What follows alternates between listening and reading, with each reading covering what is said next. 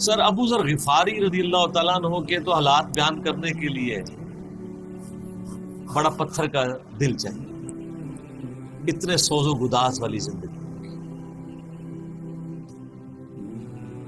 ہاں، جامعہ ترمذی میں حدیث ہے، نبی صلی اللہ علیہ وآلہ وسلم نے ارشاد فرمایا کہ اس نیلی چھتری کے نیچے ابو ذر غفاری سے سچا انسان کوئی نہیں۔ کون کہہ رہا ہے؟ نبی صلی اللہ علیہ وآلہ وسلم، جو خود صادق اور امین۔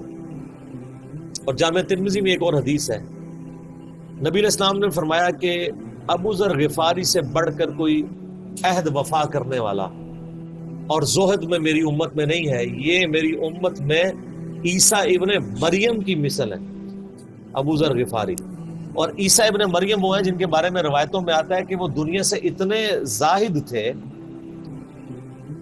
کہ وہ برتن میں پانی بھی نہیں پیتے تھے، وہ کہتے تھے یہ دنیا کا مال ہے، اپنے ہاتھوں میں پانی پیا کرتے تھے، یعنی دنیا کو 3 طلاقیں دی ہوئی تھی۔ تو نبی علیہ السلام فرمایا میری امت میں سیدنا عیسیٰ ابن مریم کی مثل زہد میں ابو ذر غفاری ہے۔ یہ لفظ ہے ابو ذر غفاری، غفاری نہیں ہے لفظ، غفاری زیر ہے اور فا کے اوپر تشدید بھی نہیں ہے۔ تو ابو ذر غفاری رضی اللہ تعالیٰ عنہ علیہ السلام نبی علیہ السلام کے لاڈلے اصحاب میں سے تھے۔ صحیح بخاری میں ان کے قبول اسلام کا پورا واقعہ موجود ہے۔ ان تک جب دعوت پہنچی کہ اس طرح ایک پیغمبر آئے ہیں مکے کی سرزمین میں جنہوں نے دعوی نبوت کیا، تو یہ انہوں نے پہلے اپنے بھائی کو بھیجا کہ خیر خبر لے کے آؤ، تو انہوں نے بتایا ہاں اس طرح ایک شخص ہے۔ پھر یہ خود رخت سفر باندھ کے نبی صلی اللہ علیہ وآلہ وسلم کی خدمت میں حاضر ہوئے مکہ شریف میں۔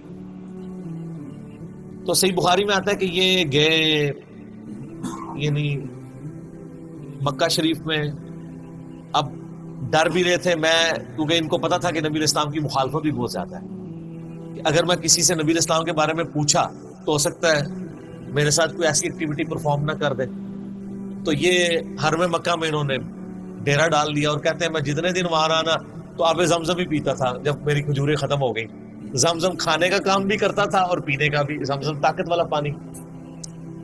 تو کہتے ہیں سب سے پہلے میری جس شخص سے ملاقات ہوئی وہ سیدنا علی ابن ابی طالب تھے رضی اللہ تعالیٰ عنہ علیہ السلام۔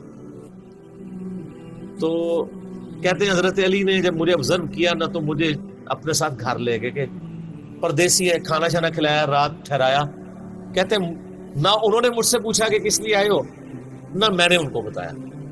یہ میں آپ کو اخلاقیات بتا رہا ہوں کہ دعوت کا کام کتنا ٹھنڈے کر کے کرنا پڑتا ہے۔ آپ تو کہتے ہیں پہلے دن ہی کسی کو رفع الیدین شروع کروا دیں، اتنا آسان نہیں ہوتا یہ۔ تو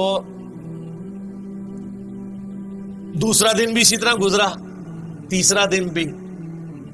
تو 3 دن کے بعد ابو ذر غفاری نے خود حضرت علی پہ اعتماد کیا اور ان کو اندازہ ہوا کہ یہ بڑا، تو انہوں نے کہا میں یعنی، اور حضرت علی نے بھی ایکسپوز نہیں کیا کہ میں نبی علیہ السلام کے قریبی لوگوں میں سے ہوں۔ تو ان کا کہ مجھے تم ایک اچھے انسان لگے ہو تو میں اس کام کے لیے آیا ہوں، تو تم مجھے گائیڈ کرو محمد ابن عبداللہ کے بارے میں ان سے ملنا چاہتا ہوں صلی اللہ علیہ وسلم۔ تو سیدنا علی نے کہا کہ واقعی وہ تو اللہ کے پیغمبر ہیں اور اس طرح۔ تو پھر وہ حضرت ابو ذر غفاری کو نبی علیہ السلام کے پاس لے گئے، نبی علیہ السلام کے پاس تھوڑی دیر بیٹھے، انہوں نے اسلام قبول کر لیا۔ اور سر اسلام کیا قبول کیا، اتنا اعلیٰ درجے کا ایمان۔ نبی علیہ السلام فرمایا تم اپنے قبیلے میں واپس چلے جاؤ، جب مکے میں ہمارا غلبہ ہوگا یا کوئی اللہ تعالیٰ راہ نکالے گا، ابھی تو جو بھی اسلام قبول کرتا ہے اس کی پھینٹی لگتی ہے، تو میں کوئی نہ کوئی تمہیں مطلب بتا دوں گا، ابھی تم اپنا ایمان پوشیدہ رکھو، اپنے علاقے میں چلے جاؤ۔ ان کا یا رسول اللہ ایسے نہیں ہو سکتا۔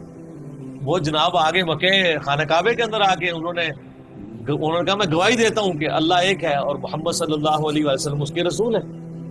تو مشرکین عرب ان پہ ٹوٹ پڑے، خوب مارا، حتیٰ کہ عباس بن عبد المطلب جو اس وقت تک مسلمان نہیں ہوئے تھے، نبی علیہ السلام کے چچا تھے، لیکن چونکہ بنو ہاشم سے تھے اور بنو ہاشم آپ کو پتہ ہے متولی تھے کعبہ شریف کے، انہوں نے اپنے آپ کو ابو ذر غفاری کے اوپر گرا لیا کہ تاکہ ان کو کوئی مارے نہ۔ انہوں نے کہا تمہیں پتہ نہیں ہے قبیلہ یعنی غفاری قبیلے سے تعلق رکھتا ہے تو اس کے قبیلے کے لوگ آ کے یہاں پہ لڑائی کریں گے ہم سے، کیونکہ قبائلی سسٹم تھا نا، اس میں یہ نہیں دیکھا جاتا تھا کہ اس کا مذہب کیا ہے، پہلے نمبر پہ دیکھا جاتا ہے یہ ہمارے قبیلے کا ہے، تم نے ہمارے قبیلے کے بندے کو مارا ہے تمہیں نہیں چھوڑیں گے۔